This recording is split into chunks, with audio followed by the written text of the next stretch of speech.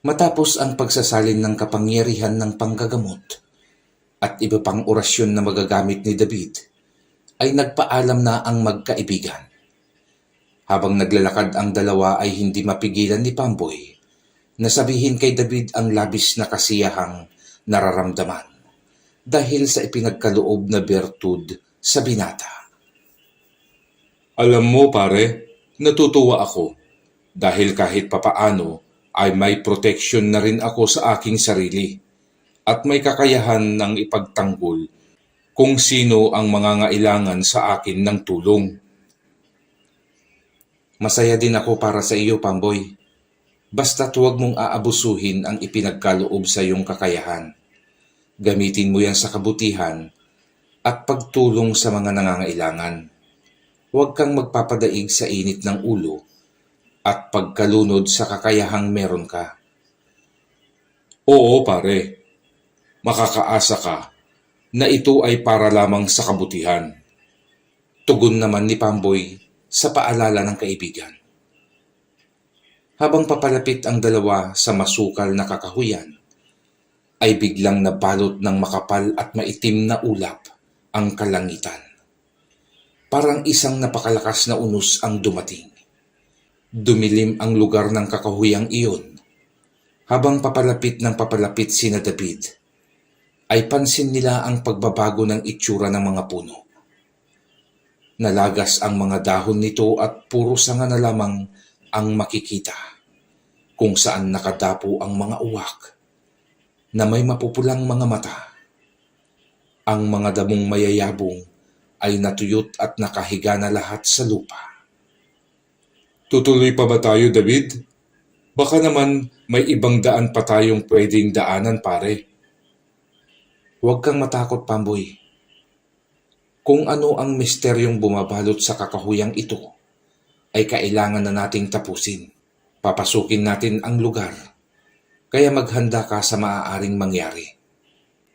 Pagpasok pa lang ng magkaibigan sa bungad ng kakahuyan, ay sinalubong na sila ng malakas at malamig na hanging umiikot-ikot doon.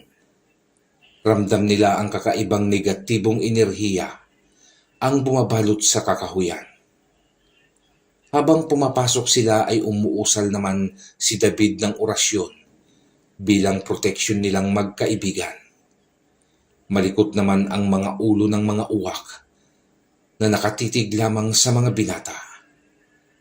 Nagpapakawala ang mga iyon ng panakanakang paghuni na nakakadagdag ng kilabot sa paligid ng mahamog at may kadilimang kakahuyan.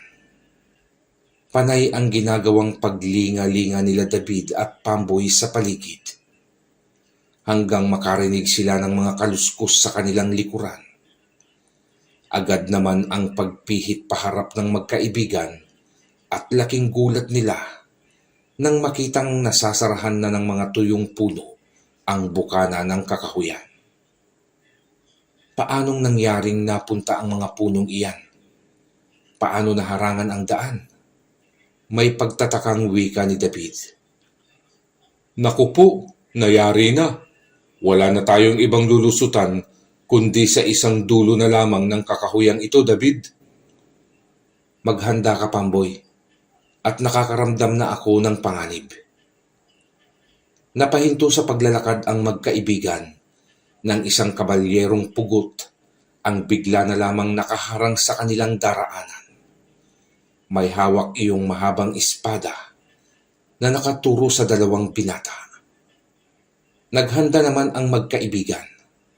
Pumorma ang mga ito upang labanan ang isang nilalang na nakaharang din upang sila ay paslangin.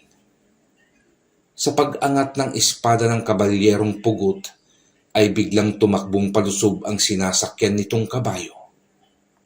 Dumadagundong ang malakas na yabag ng mga paa ng halos kalansay ng kabayo at ang kakaiba at nakakakilabot na pagsingasing nito na siya namang umaalingaw-ngaw sa loob ng madilim na kakahuyang iyon.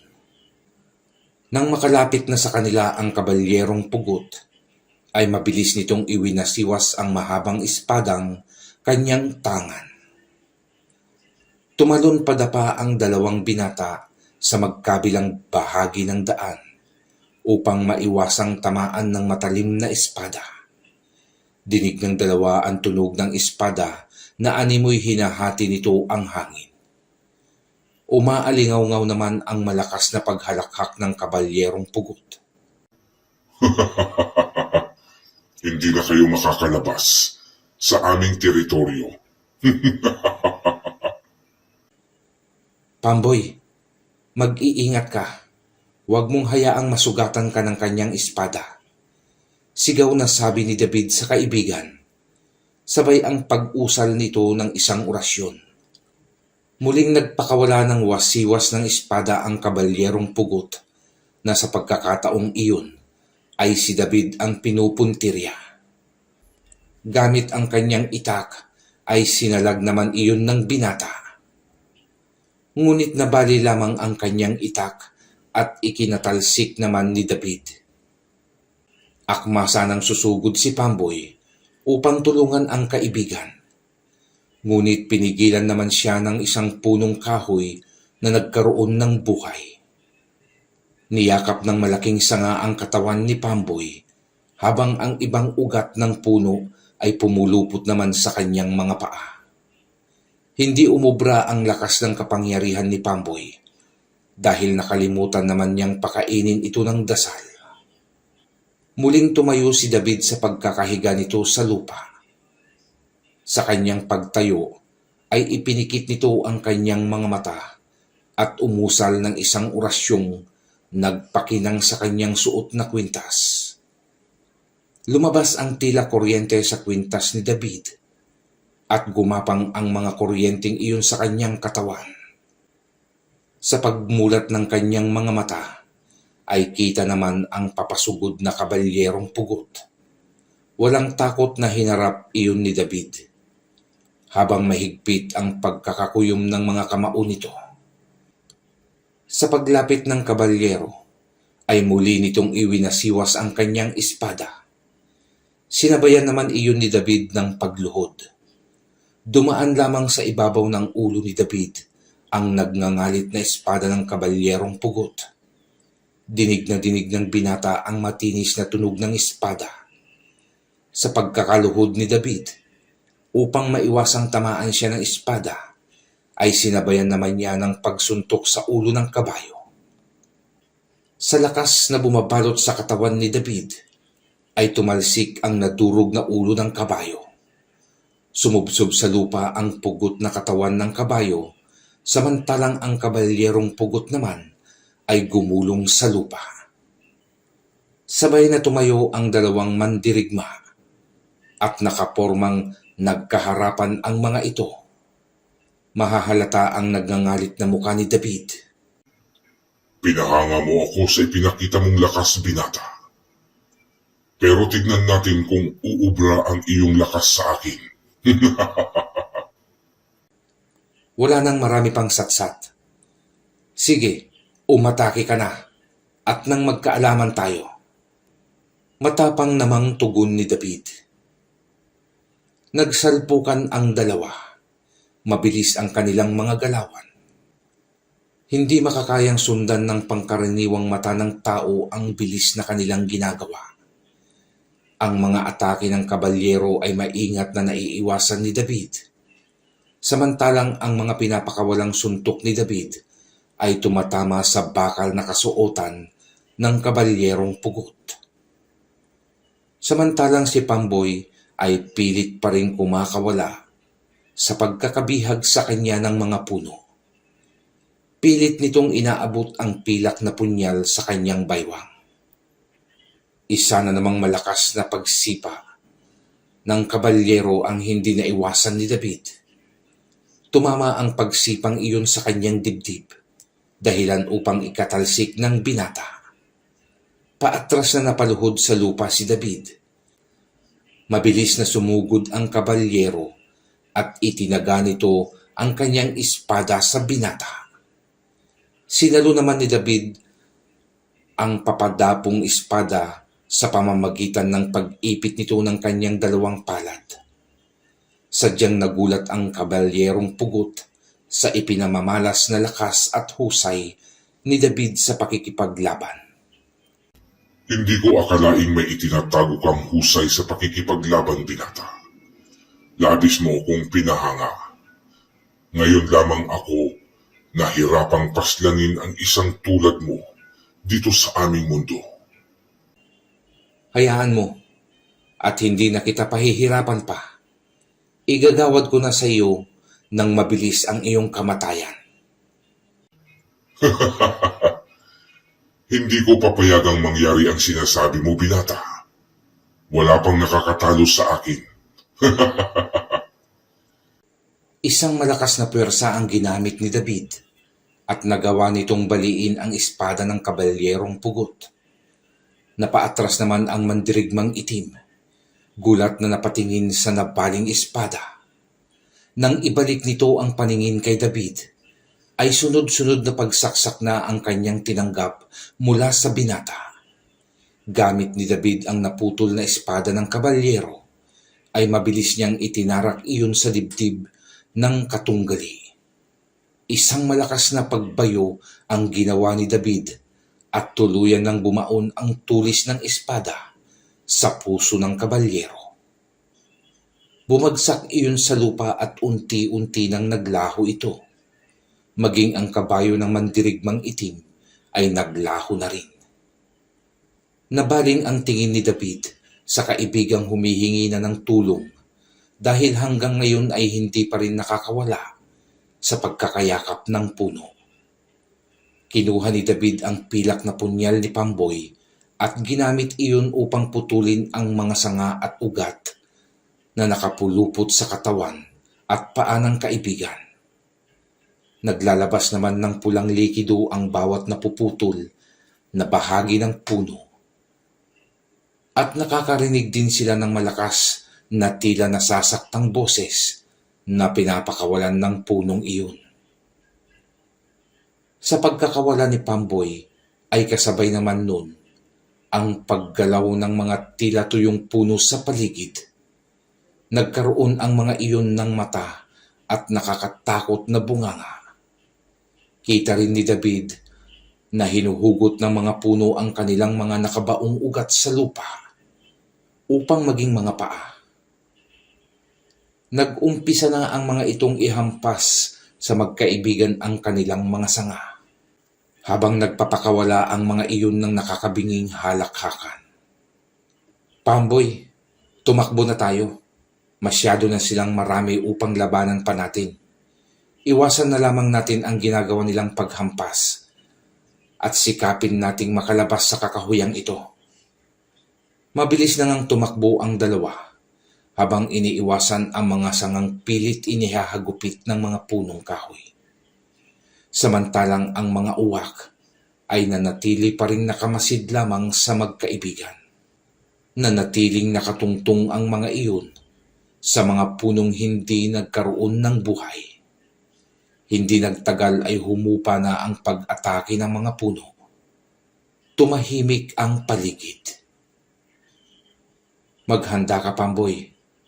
Huwag kang magtitiwala sa biglang pagtahimik ng kapaligiran. Alam kong may binabalak muli ang kampon ng kadilimang gumagawa ng mga bagay na ito. Oo, David. Huwag kang mag-alala at mas magiging maingat na ako ngayon, pare. Sa muli nilang paghakbang ng kanilang mga paa, ay siya namang paghuni ng nakakakilabot na mga uwak sa itaas ng mga tuyot na puno. Patuloy lamang ang kanilang paglalakad na hindi pinansin ang mga uwak na tila naghihintay sa kanilang kamatayan upang pagpiestahan ng mga ito ang kanilang katawan.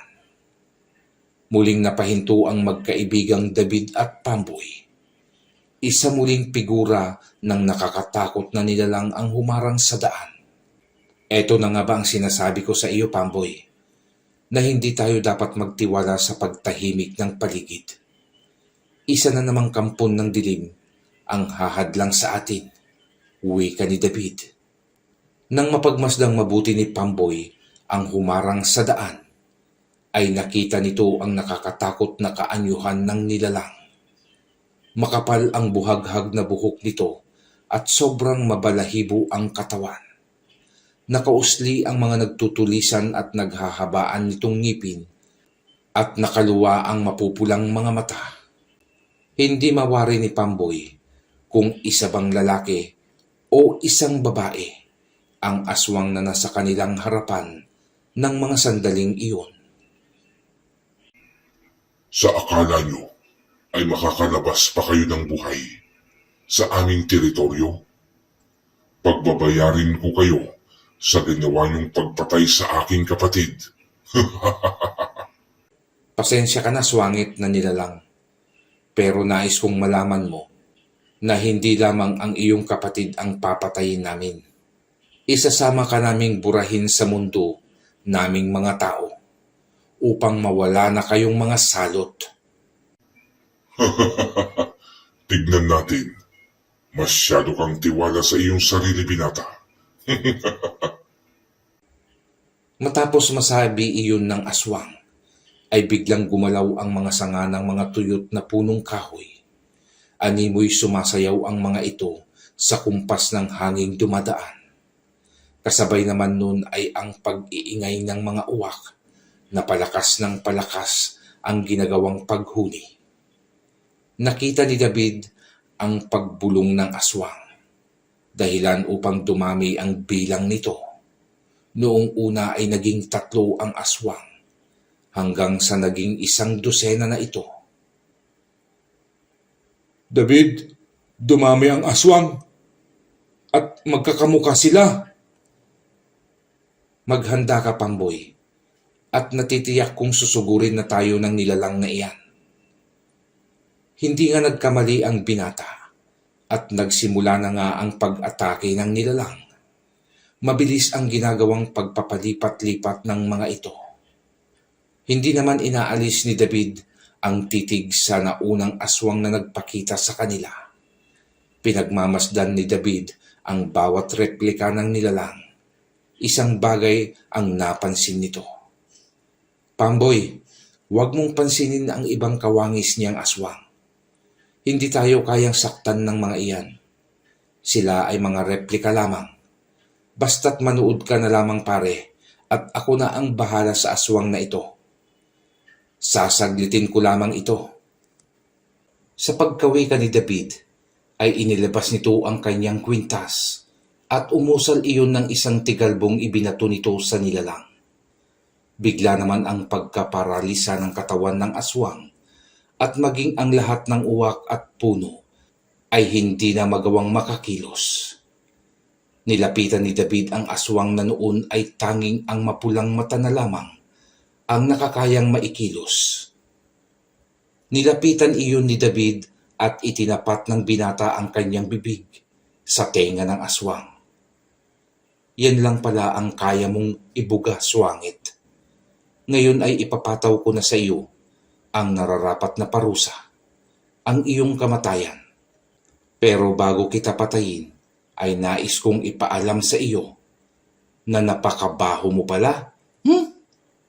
Isang malakas na suntok ang ibinigay ni David sa sikmura ng nilalang. Nabutas ang tiyan ng aswang at bumaon ang kamao ng binata. Ipinasok palalo ng binata ang kanyang kamay hanggang maabot nito ang puso ng aswang. Nang mahawakan na ni David iyon, ay walang pag-aatubiling hinugot ni David palabas sa katawan ng nilalang. Ang noon ay pumipintig pang puso nito. Sa pagbagsak ng aswang sa lupa, ay unti-unti namang nagliliwanag na ang paligid.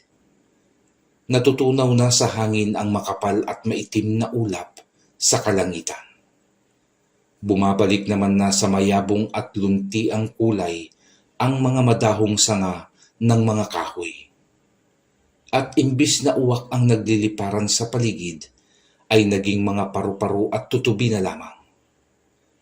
Nawala na rin ang aswang na kanyang pinatay, at ang pusong kanyang hawak kanina ay naging isang matigas na putik na lamang. Natutuwang lumapit sa kanya si Pamboy. Ang galing ng ginawa mong iyon, David. ni hindi nagawang makaatake ng aswang. Hindi mo man lang pinagbigyang makakalmot kahit kapiraso lang. Hayaan mo siya. Masyado kasi siyang mayabang eh. Sabihan ba naman tayong hindi na daw tayo makakalabas ng buhay sa kanilang teritoryo? Ayun, at siya ang nabura sa sinasabi niyang teritoryo. Magkaakbay na nakalabas ng kakahuyang iyon ang magkaibigan. At bago pa nila tuluyang lisanin ang lugar, ay umusan muli si David ng isang orasyon na magbibigay proteksyon sa lugar na iyon ng kakahuyan upang hindi na ito muling pamugaran ng masasamang nilalang. Muli nilang tinahak ang daan pabalik ng Santa Barbara. Takip silim na nang marating nila ang ikatlong baryo na kanilang nadaanan noon, kung saan sila nag-igib ng maiinom na tubig sa isang bukal sa paanan ng matandang puno ng mulawin. Sakto ang dating natin sa baryong ito, Pamboy. Wala nang laman ang inuminan nating galon. Makakapagkarga tayo sa bukal. Oo, David, dahil ang susunod na baryo dito ay wala nang maiigibang tubig. Nang marating nila ang puno ng mulawin, ay nagpasintabi pa ang dalawa at saka inigiban ang dalang inuminan. Habang nilalagyan iyon ni David ng laman, ay bigla na lamang ang paglitaw ng isang matandang lalaki. Nakaupo ito sa malaking ugat ng matandang puno ng mulawin. Napaatras ng bahagya si David dahil sa pagkagulat nito sa biglang pagsulpot ng matanda sa kanyang harapan. "Sino ho kayo at saan kayo galing, tatang?" Gulat na pagtatanong ni David. Napalingon naman si Pamboy na noon ay kasalukuyang nagbabawas sa nag-aalburutong pantog. Oh, sino yan, David? Wala naman tao dito kanina, maliban sa ating dalawa. Gulat ding wika ni Pamboy. "Huwag kayong matakot, mga iho. Ako ang tagapangalaga ng bukal na ito. Ako ang nagpapanatili ng pagiging malinis at matamis na inuming nanggagaling sa bukal. Mayroon lamang sana akong nais ipakiusap sa inyo."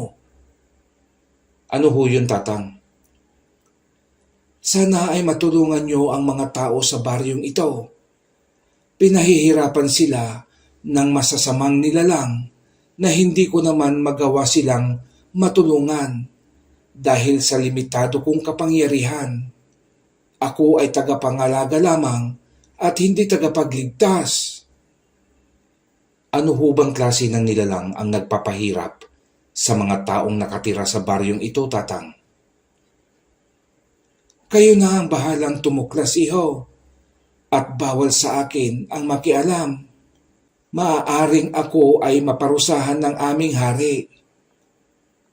"Ganun po ba? Huwag po kayong mag-alala at sisikapin ho namin gawin ang aming makakaya upang matulungan ang mga tao sa baryong ito." "Maraming salamat sa inyong dalawa. Mag-iingat na lamang kayo, mga iho." Iyon na lamang ang sinabi ng matanda at bigla na lamang iyong nawala sa kanilang harapan. "Tara na, Pamboy, at nang malaman natin kung ano nga ba ang sinasabi sa atin ni tatang." Sandali, David. Punuin mo muna yung galon.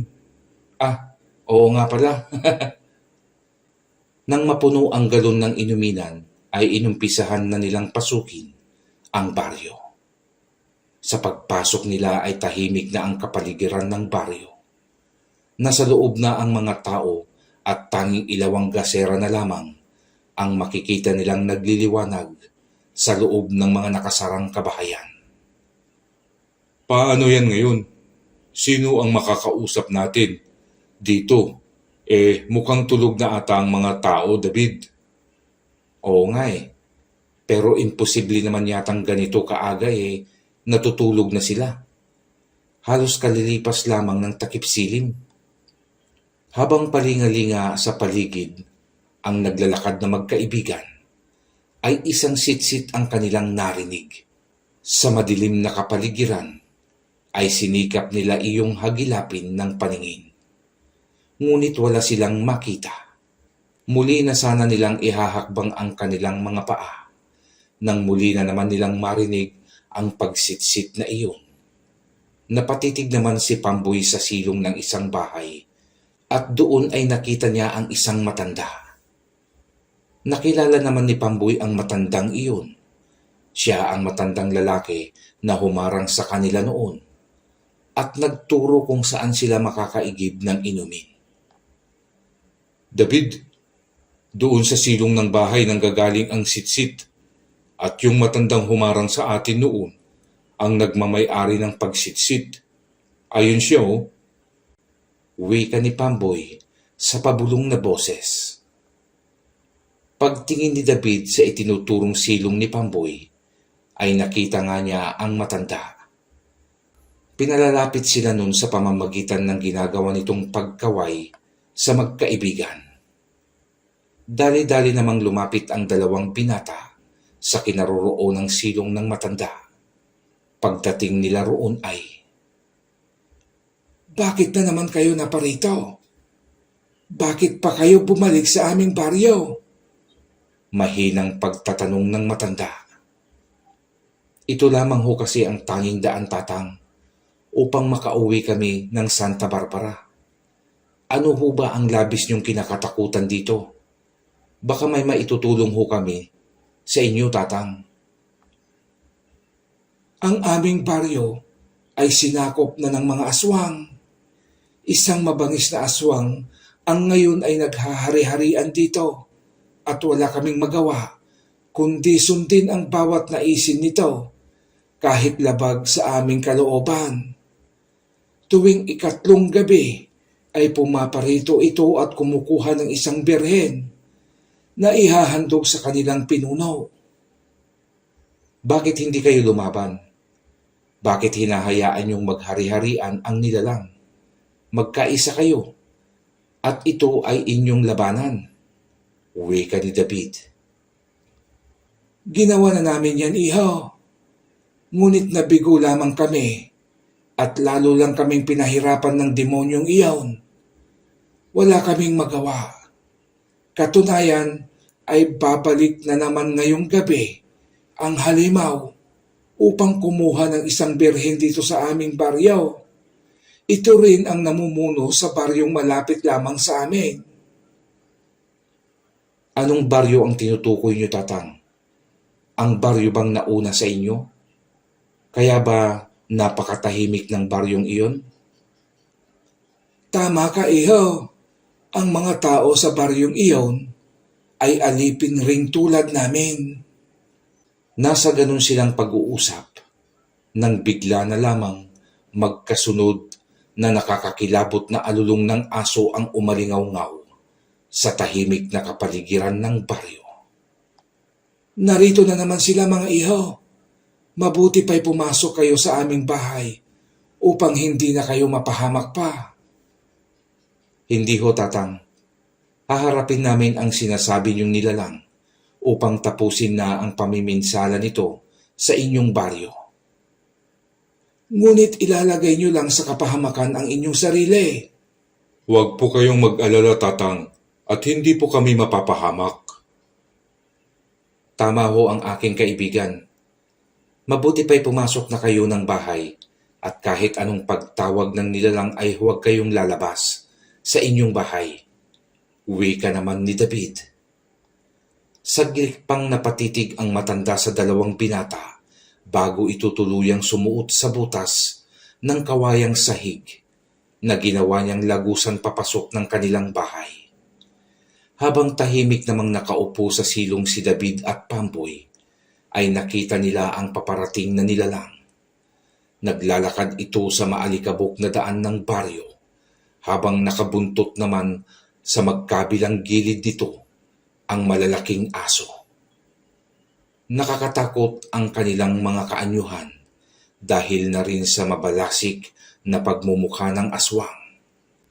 Matipuno ang katawan nito at may katangkaran, ngunit parang mabangis na oso ang mukha ng aswang. "Putya na yan. Kaya pala kinakatakutan ang nilalang na ito dahil sa taglay niyang kaanyuhan, Pamboy. Ako na ang bahala sa lalaki at ikaw na ang bahala sa dalawang aso, ha? Oo, David. Makakaasa ka, pare. Kumpiyansa namang sagot ni Pamboy. Tandang Semyong, nasaan na ang alay na aking kukunin ngayon? Bakit hindi pa nakahanda? Nasaan ka bang matanda ka at mukhang lumalabag ka na naman sa ating napagkasunduan? Galit na wika ng nilalang. Habang palingalinga ang aswang na noon ay hinahanap ang matandang Semyong, ay hinawakan ni David si Pamboy at umusal ito ng isang orasyon na magbibigay iyon ng proteksyon sa kanila. Matapos sambitin ang orasyon ay lumabas na sa silong ang magkaibigan. Ikinagulat naman iyon ng aswang. Sino kayo? At saan ang matandang si Semyong? Hindi ba niya alam na ngayon ang aking pagdating upang kunin ang iaalay niyang birhen? Wala si Tandang Semyong at ubos na rin ang birhen sa baryong ito. Kaya makakaalis ka na, swangit. Sino ka bang lalaki ka? At ano ang karapatan mong paalisin ako sa teritoryong hinahawakan ko? Ha? Gusto mo ba talagang malaman kung sino kami? Oo. Sino kayo at nasaan ang matandang huklubang pinagbilinan ko sa paghahanda ng birhen? Umayos ka, swangit. Huwag mo akong sisigawan dahil yan ang ayaw na ayaw ko sa lahat.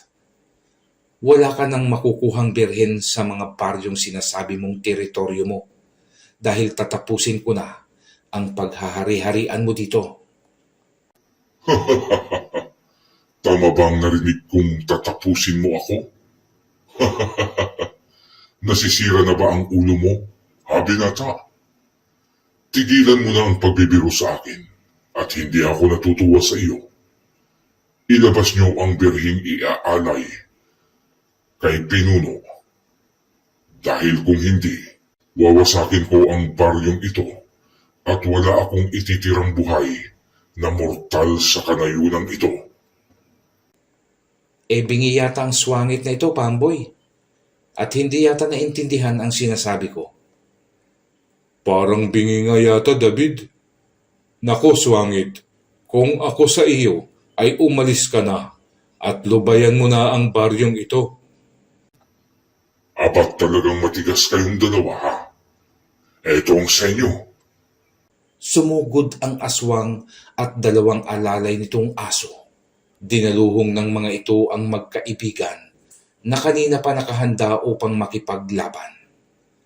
Pinuntirya ng aswang si David, samantalang ang dalawang aso naman ay pinagtulungan si Pamboy. Mabilis ang naging tugon ng magkaibigan sa pagdaluhong ng mga nilalang. Naiwasan nila ang mga pinakawalang atake ng mga kampon ng kadiliman. Mabilis na inilabas ni Pamboy ang kanyang pilak na punyal, samantalang si David ay mabilis namang umusal ng isang orasyon.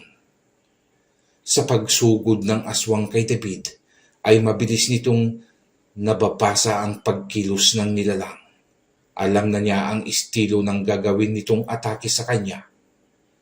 Paglapit ng aswang kay David, ay nagpakawala ito ng malalakas na kalmot. Dalawang magkasunod na kalmot ang ginawa nito. Puntiryang patamaan ang binata sa leeg at dibdib. Ngunit listong iniiwasan iyon ni David, sabay pinapakawalan ni David ang kanyang mga kamay. Tumama ang palad ng binata sa noo ng aswang, na naging dahilan ng hindi na nito maigalaw ang kanyang katawan. Hayop kang binata. Ano ang ginawa mo sa akin? Bakit hindi ko maigalaw ang aking katawan? Wika ng aswang na tanging ang pagsasalita na lamang ang kaya niyang gawin sa pagkakataong iyon. Samantalang si Pamboy naman ay abala pa rin sa pakikipaglaban sa dalawang aso. Sa paglundag ng isang aso ay buong tapang na sinalubong iyon ni Pamboy. Agad na itinarak ni Pamboy ang kanyang pilak na punyal sa ilalim ng nguso nito na tumagos sa ibabaw ng ulo ng aso.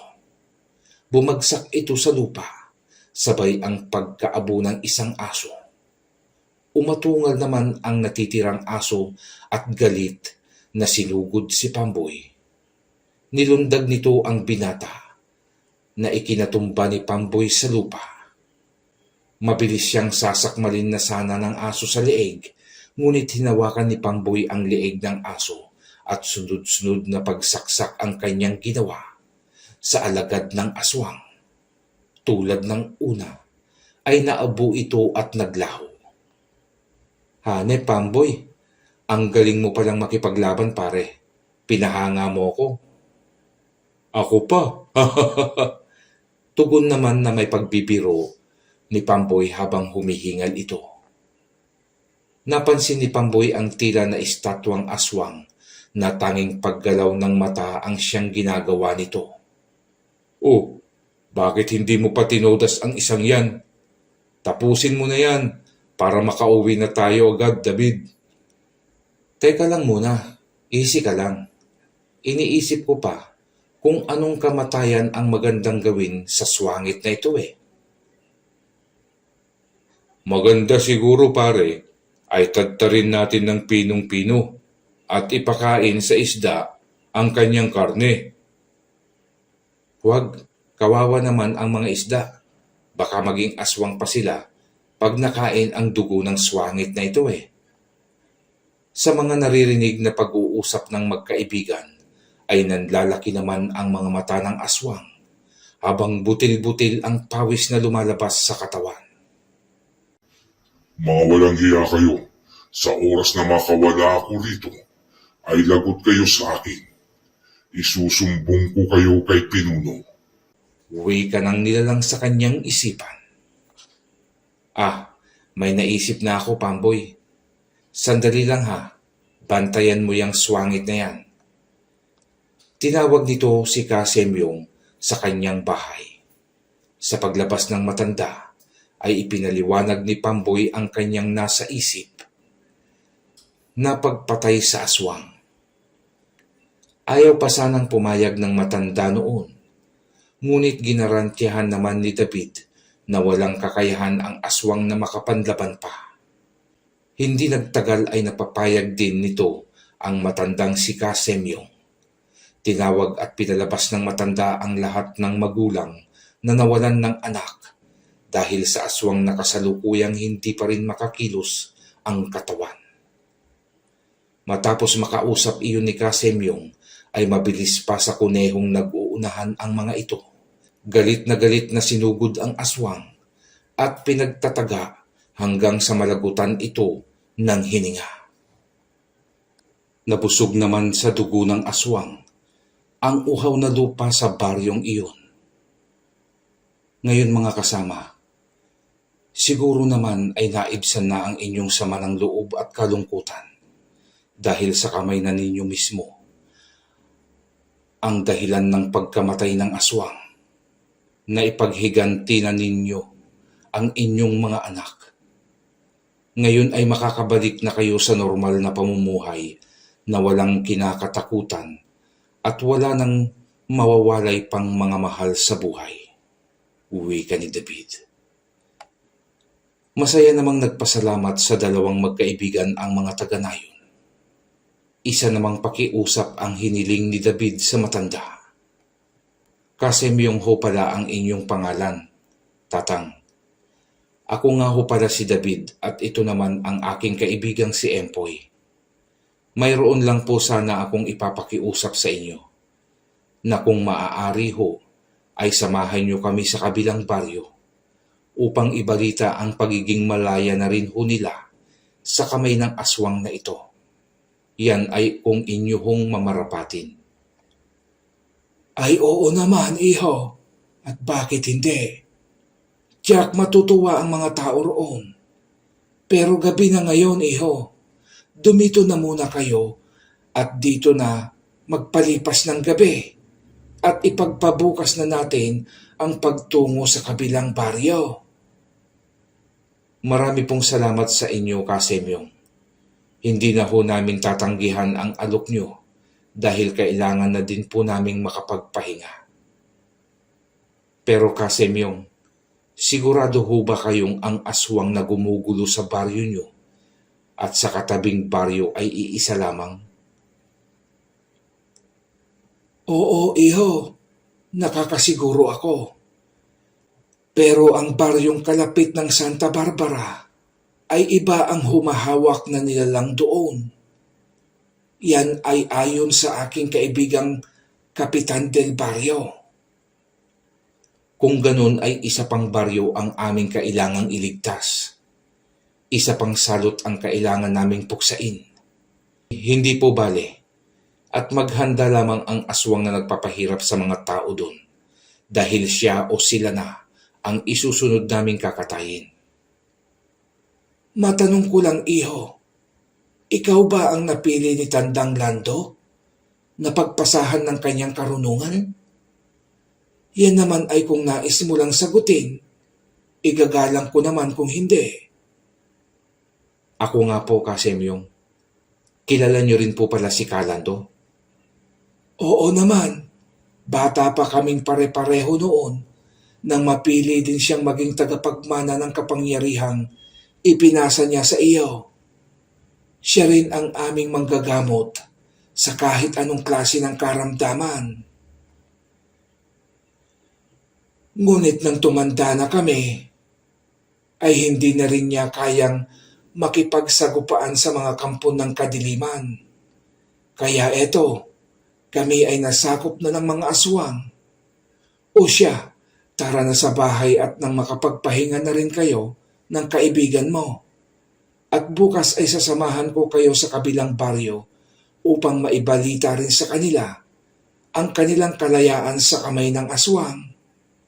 Kinabukasan sa paggising nila David at Pamboy, ay nagulat ang mga ito sa konting salo-salong inihanda ng mga taong baryo.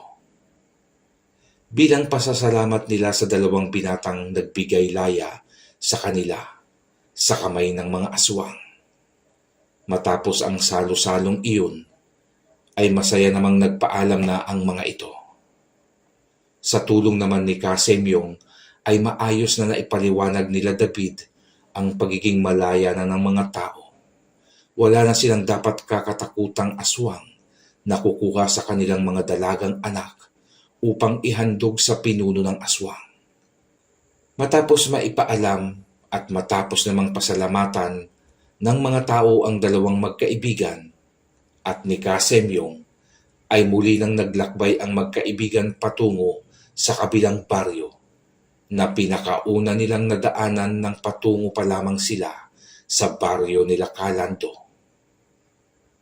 Napakagaan at napakasarap sa pakiramdam, David, ang makita mong nakakapagpasaya ka ng kapwa at nakakataba ng puso ang makatulong sa kapwa na walang hinihinging kapalit.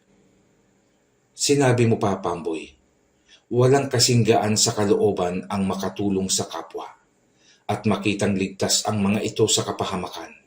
Kaya masasabi kong mapalad na rin tayong dalawa at napili tayong pagkalooban ng ganitong kapangyarihan at hindi ko ito pinagsisisihan.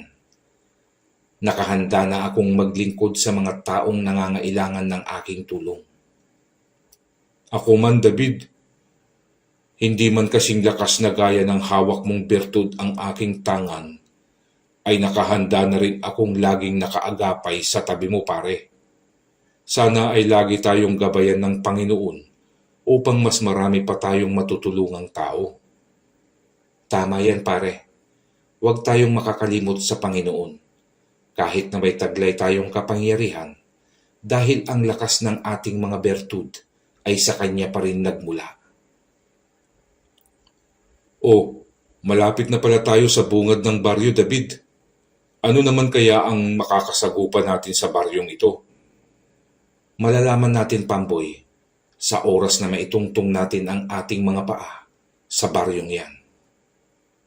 Pahapon na noon nang matanawan nila ang bungad ng baryo. Sa pagpasok nila sa pinakabungad ng baryo, ay nakaramdam si David ng negatibong enerhiya na nanggagaling sa baryo. Malakas ang enerhiyang makakaliwa ang nararamdaman ni David. Pamboy, mukhang matindi yata ang makakalaban natin dito. Hindi kasi pambihira ang negatibong enerhiya na aking nararamdamang nagmumula sa baryong ito.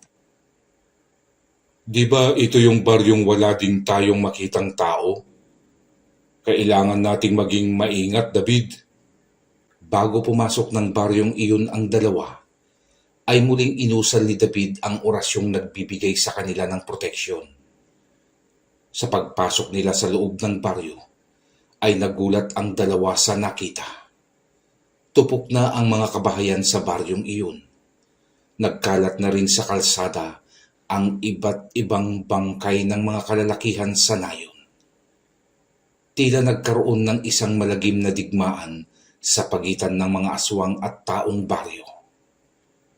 Hindi napigilan ni David ang damdamin at napamura ang binata sa nasaksihan. Mga walang hiya ang mga nilalang ng kadiliman. Talagang tagos na sa buto ang kawalang awa ng mga hayop na nilalang ng dilim. Bakit kailangan nilang ganituhin ang mga taong maayos na namumuhay? Pagbabayaran nila ang ginawa nilang ito. David, huminahon ka. Pakinggan mo ang paligid, pare. Wala ka bang naririnig? Parang may mga batang nag-iiyakan. Hindi ko nga lang matukoy kung saan. Nakiramdam naman si David. Pinakinggang mabuti ang tahimik na kapaligiran. Oo nga, Pamboy. Pero saan nagmumula ang iyakang iyon? Mabuti pa siguro, Pamboy, ay maghiwalay tayo at hanapin natin. Baka nadaganan lamang sila ng mga nasunog na bahay o may pinagtataguan lamang ang mga ito. Sa lugar ding ito tayo magkikita, ha? Magkahiwalay na naghanap ang dalawa.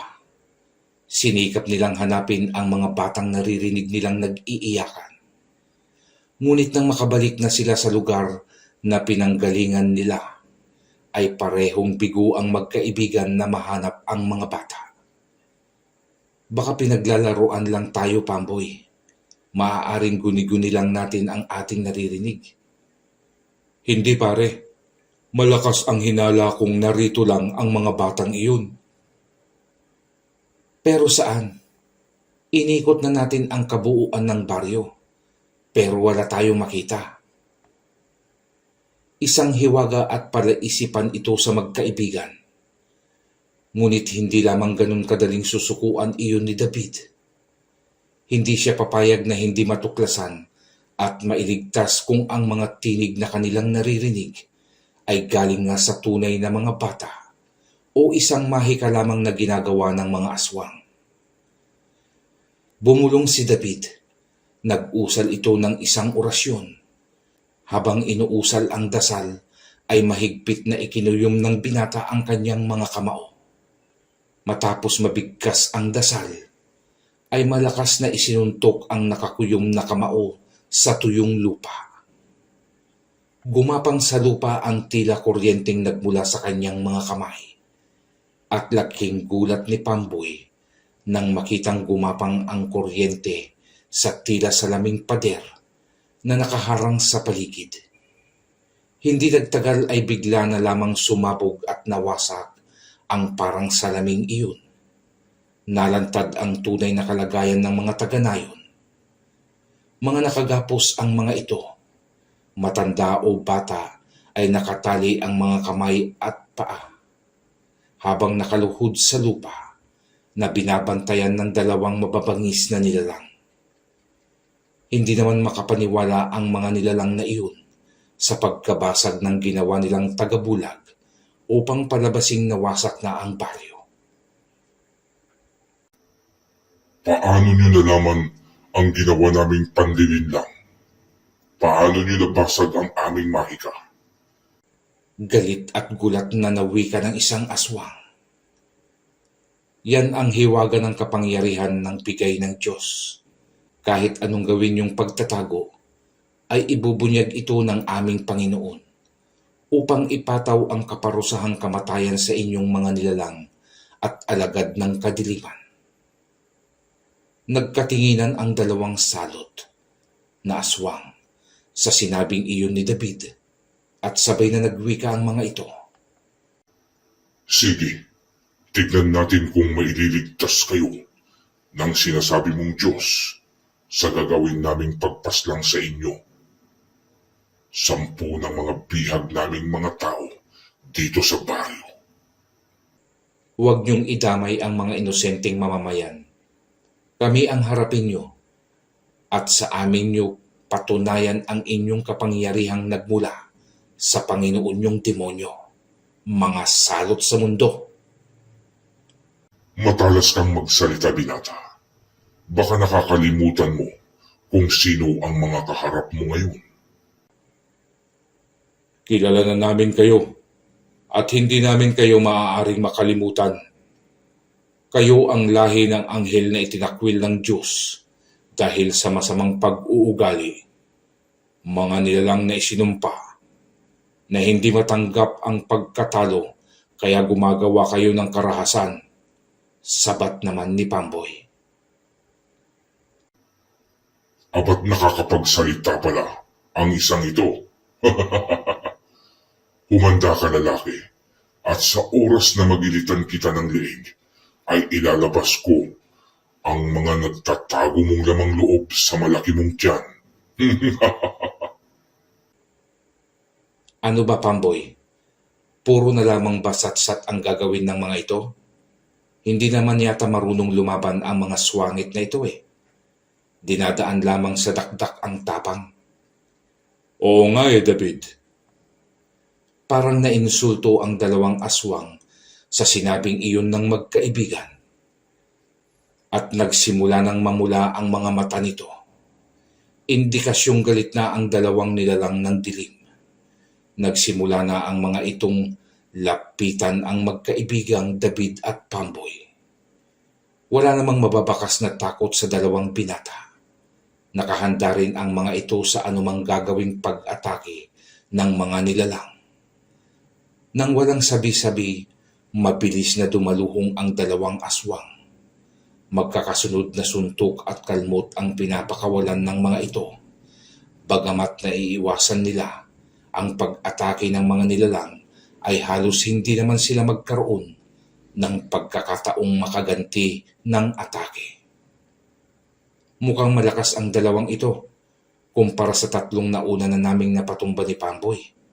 Bulong ni David sa sarili habang patuloy na iniiwasan ang mga suntok at kalmot ng nilalang. Si Pamboy naman ay nagawang ilabas ang kanyang pilak na punyal, ngunit hindi niya magawang magamit ito dahil sa tuwing isasaksak niya ang punyal ay naiiwasan iyon ng kalaban at kung gagawin niyang iyong panangga ay nagagawa namang baguhin ng aswang ang atake sa kanya. Patuloy lamang ang mga aswang sa ganoong estilo ng pakikipaglaban na animoy hindi napapagod ang mga ito. May pagkakataon pang nagpapalitan ng pwesto ang mga aswang. Akala nyo ay gaya kami ng mga naunang aswang na inyong natalo, ano? Ibahin nyo kami dahil kami ay mga batikan na sa pakikipaglaban. Isa kami sa mga mandirigmang matagal nang pumapaslang ng mga katulad nyong antingero. Sa oras na matapos kami sa inyong dalawa, ay isusunod na namin ang mga bata at iba pang tao sa baryong ito. Wika din ng isang aswang. Sa narinig ni David na sinabi ng mga aswang, ay napilitan ng usali ni David ang tigalbong ibabato nito sa mga nilalang. Matapos mausal iyon, ay ibinato na nito ang tigalbo na siyang magpaparalisa sa dalawang nilalang. Hindi na maigalaw ng mga ito ang kanilang katawan, ni ang magsalita at kumurap ay hindi na nila makaya. Bilib din ako sa husay nyo sa pakikipaglaban. Aaminin kong nahalata ko namang talaga kung gaano kayo kagaling at kasanay sa pakikipaglaban. Ngunit isa ang napansin ko sa inyo. Kulang kayo sa diskarte. At dahil sa naunahan ko kayo ngayon sa paggamit ng tigalbo, ay ito kayo ngayon sa aming harapan at hindi maigalaw ang inyong katawan. Kaya mahirap din ang masyadong magmagaling. Sa labanan ay hindi puro lamang galit at tapang lang ang papairalin. Dapat ginagamitan din yan ng diskarte, mga swangit. Tama ba ako, Pamboy? Tama ka, David. Ano pang hinihintay mo, pare? Paslangin mo na ang mga yan nang matapos ng labanang ito. Hindi pare. Ipapaubaya ko sa iyo ang pagpaslang sa dalawang ito. Sige pala, David. Ako na ang bahala sa mga ito. Nilapitan ni Pamboy ang mga aswang at isa-isa na niyang ginilitan ang mga iyon ng leeg gamit ang pilak na punyal na kanina pa niya hawak-hawak.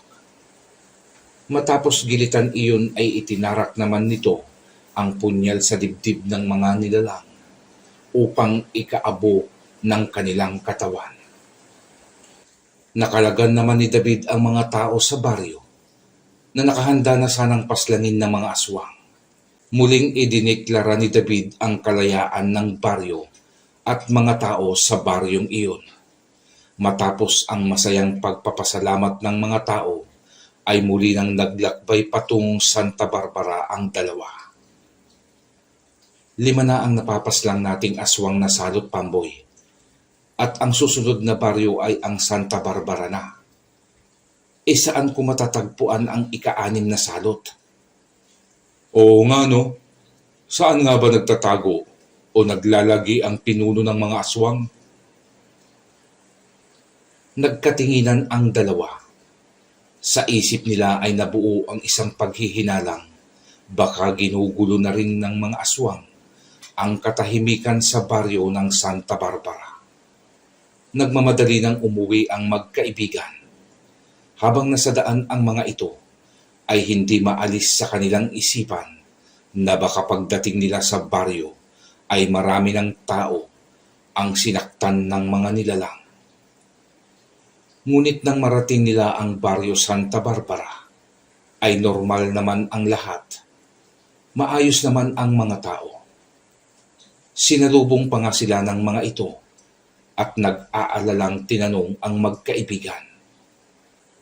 Ayon pa sa isang residente, ay nag-aalala na sila dahil ilang araw na rin na hindi nakikita ng mga ito ang magkaibigan.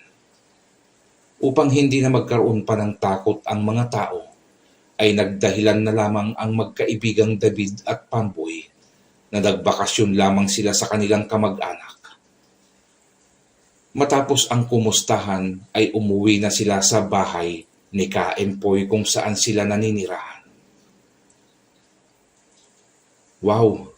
Home sweet home! Ay, sa wakas, ay makakapagpahinga na rin tayo, David. Nakuha na natin ang nais ibigay na bertud ni Kalando at napuksa na rin natin ang mga aswang na naghahasik ng lagim sa mga kanayunan. Hindi pa rin, Pamboy. Dahil buhay pa rin at nakakapaghasik pa rin ng lagim ang pinuno ng aswang. Saan ba kasi ang sinasabi ni Kalando na doon ko matatagpuan ang pinuno ng aswang?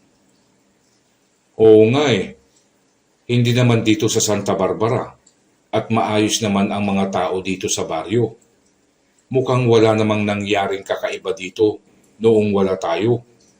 At yan din ang sinasabi ng mga tao. Nagtimpla si David ng kape. Binuksan nito ang maliit na bintana sa tapat ng lamesa ni Ka-Empoy. At doon pumwesto ang binata. Nakatanaw si David sa mga luntiang tanim at damo sa labas habang hinihigop ang tinimplang kape. Sabay nag-isip ang binata. Aha, alam ko na, Pamboy, ang lugar na sinasabi ni Carlando kung saan ako nagsimula, pare. Oh, saan naman yun, David? Sa aming baryo. Doon nagsimula ang pananalakay ng mga aswang, Pamboy. Base sa aking pagkakatanda, ay nilisan ko ang aming baryo na lugmok ng mga panahong iyon. Abo na ang mga kabahayan at nakakalat sa iba't ibang bahagi ng baryo ang bangkay. Kasama ang bangkay ng aking mga magulang na hindi ko na rin nahanap dahil sa hindi ko na sila makilala pa. Babalik ako doon at baka doon ko makakaharap ang pinuno ng mga aswang. Kung ganun ay sasamahan kita, pare. Hindi na, Pamboy. Mainam na maiwan ka dito at bantayan ang Santa Barbara. Kahit papaano ay may magtatanggol sa mga taga rito kung may maligaw na aswang ang umatake. Pero paano ka, David? Wala kang kasama. Huwag mo akong alalahanin, Pamboy. Mahalaga ay maprotektahan ang baryong kumupkup sa atin. Huwag kang mag-alala at buo pa rin akong babalik dito. Ikaw ang bahala, pare. Basta't mag-iingat ka na lang at huwag ka nang mag-alala. Ako na ang bahala dito sa baryo. Kinabukasan ay naglakbay na si David patungo sa dati niyang baryo upang hanapin o harapin ang sinasabing pinuno ng mga aswang na nauna nilang nakalaban. Sa pagpasok ni David sa pinakabukana ng baryo, ay napahugot ng malalim na hininga ang binata. Bumalik kasi ang mga nakaraang alaala niya noon sa baryong Sinilangan. Masukal na ang kapaligiran. Tinubuan na ng mga sari-saring damo ang lupa. Hindi na rin mababakas pa ang mga kabahayang natupok na ng apoy noon.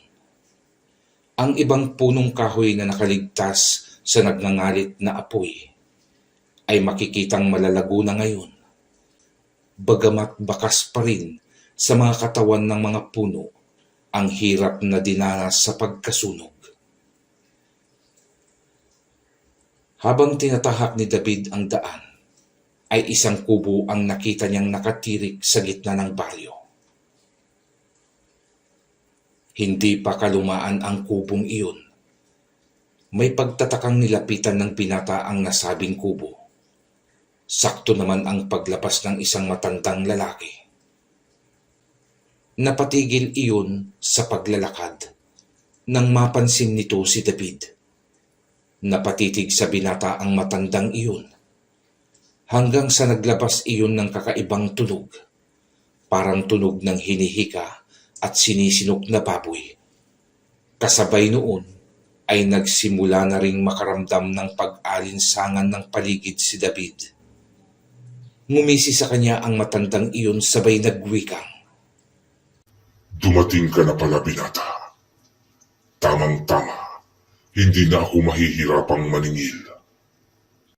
Noon ay alam na ni David na ang matandang iyon ang kanyang hinahanap na pinuno ng aswang. Bago pa kasi magsalita ang matandang iyon, ay napansin na ni David ang anino ng matanda sa lupa. Hindi anino ng tao ang kanyang nakita, kung hindi tila refleksyon ng isang demonyo. At ikaw pa ang may ganang magsabing maniningil, samantalang kayo ang maraming inutang na buhay ng mga inosenteng tao. At sino ang nagsabing may utang kami? Kinukuha lang namin ang ipinangako nilang pagkain, kapalit ng hindi namin pagpaslang sa kanila. Wow ha? At nais mo pang palabasin na may utang na loob pa sa iyo ang mga tao, samantalang ginigipit nyo lamang sila. Ngayong nagkaharap na tayo, ay isa sa atin ang mabubura sa mundong ito. At ikaw yun, binata. Masyado kang mapusok sa pag-aakalang kaya mo na akong tapatan Dahil sa pag-aakalang kaya mo na akong tapatan. Dahil sa pipitsugin mong bertud na ibinigay ni Tandang Lando. Nagkakamali ka sa iniisip mo. Umpisahan na natin ng magkaalaman na tayo kung sino ang matitirang nakatayo sa baryong minsan nyo ng sinira. Sinabi mo eh. Wika ng pinunong aswang at mabilis na itong hinubad ang kanyang pagbabalat kayo bilang isang matanda. Pumuputok at napupunit ang balat nito at naglalabasan ang matipuno nitong katawan. Kitang-kita rin ni David ang paghaba ng mga daliri nito sa paa at kamay, sabay ang paghaba ng matutulis na kuko. Bahagyang tumangkad ang medyo kuba na nitong katawan na sinabayan ng paglitaw ng matutulis na ngipin. Habang patuloy ang pagbabago ng kaanyuhan ng pinunong aswang, ay mabilis na ang ginawang pagkilos ni David. Agad na niya iyong nilusob at pinagsusuntok. Ngunit tinatawanan lamang siya ng nilalang habang iniiwasan nito ang kanyang pag-atake. Mukhang dehado yata ako sa nilalang na ito. Ramdam ko ang malakas na enerhiya sa kanya at mas malakas sa akin ang nilalang. Bulong ni David sa sarili habang patuloy ang kanyang pag-atake ng suntok. Bakit binata?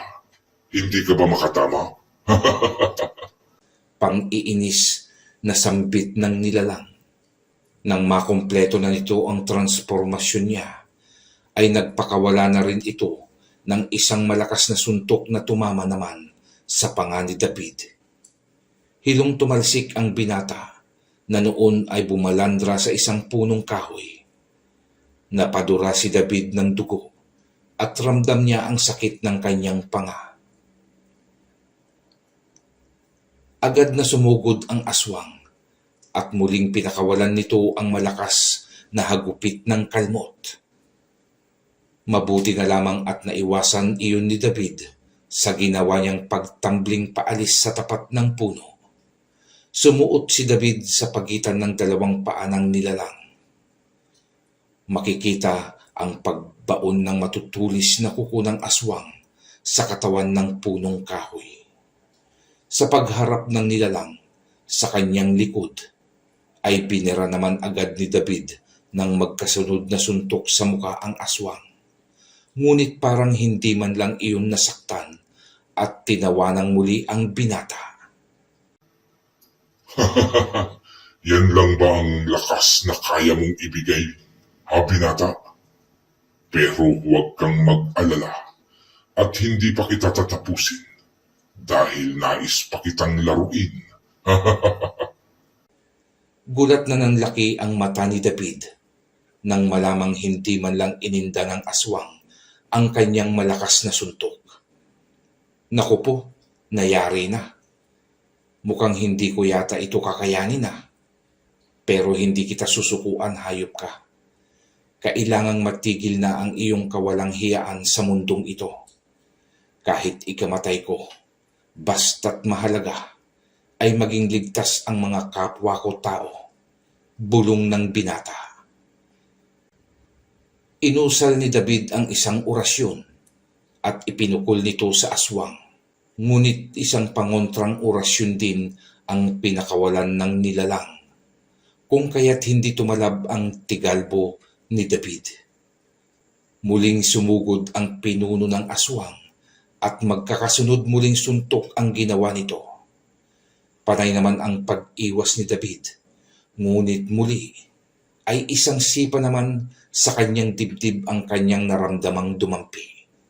Muling tumilapon ang binata na sa pagkakataong ito ay nagpagulong-gulong sa lupa. Halos hindi makahinga si David. Hindi pa siya nakakatayo nang bigla na naman siyang salakayin at sakalin ng nilalang. Napahawak naman si David sa magkabilang braso ng nilalang at pilit nitong inaalis ang mga iyon sa pagkakasakal sa kanya. Ngunit malakas ang nilalang at mahigpit ang mga kamay nitong nakasakal sa kanyang leeg. Dalawang magkasunod na sipa ang ginawa ni David. Isang ipinatama niya sa bayag ng nilalang at isa sa sikmura nito. Nabitiwan naman siya ng aswang at napahawak sa kanyang nasipang ari. Habang nasa ganong sitwasyon, ay sinamantala na iyon ni David. Hinubad niya ang suot na kwintas at ipinulupot iyon sa kanyang kamay. Sabay ang pag-usal ng orasyon. Muling lumabas ang tila kuryente sa kwintas at bumalot iyon sa buong katawan ng binata. Nang maramdaman na ni David na parang puno na ng enerhiya ang kanyang katawan, ay sinugod na nito ang nilalang at magkakasunod na suntok na ang kanyang pinakawalan. Kaliwat kanan ang tinanggap na suntok ng aswang. May mga suntok din itong tinatanggap sa kanyang sikmura at mga braso. Sadyang malalakas ang mga suntok na dumadampi sa katawan ng nilalang na nagbigay ng panghihina dito. Nang mapaluhod ang aswang sa harap ni David, ay inikutan ito ng binata at kanyang hinawakan ang baba ng aswang. At malakas na binali ni David ang gulugod ng aswang. At upang masiguro ang pagkasawi ng pinunong aswang, ay buong lakas na piniga ni David ang lalagukan o gulong-gulungan sa leeg ng nilalang. Hanggang sa ito ay pumutok at bumulwak ang maitim na dugo ng pinunong aswang. Wala nang buhay na bumagsak ito sa lupa at hindi naman nagtagal ay nagliyab ito at nauwi sa abo. Labis ang panghihina ni David dahil nagamit ng binata ang 100% ng kanyang lakas. Dahil na rin sa pagod, ay nawalan na ito ng malay tao. Nang magising si David ay nasa bahay na siya ni Kaempoy.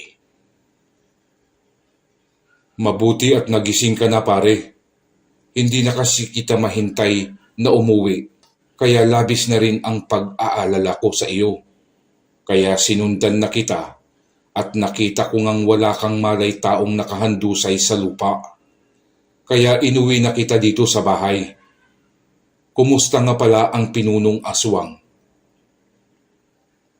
Salamat, Pamboy, sa pag-aalala mo sa akin at pagtulong na makauwi dito sa bahay. Tapos na. Wala na ang aswang nagagambala sa mga kanayunan. Nawakasan na natin ang paghahasik nila ng lagim, ang pinunong aswang, Pamboy. Lumipas pa ang ilang taon at may kanya-kanya ng pamilya si David at Pamboy. Ipinagpatuloy din ni David ang pagiging albularyo. Siya ang naging mahusay na albularyo sa nayon at ibang kanayunan.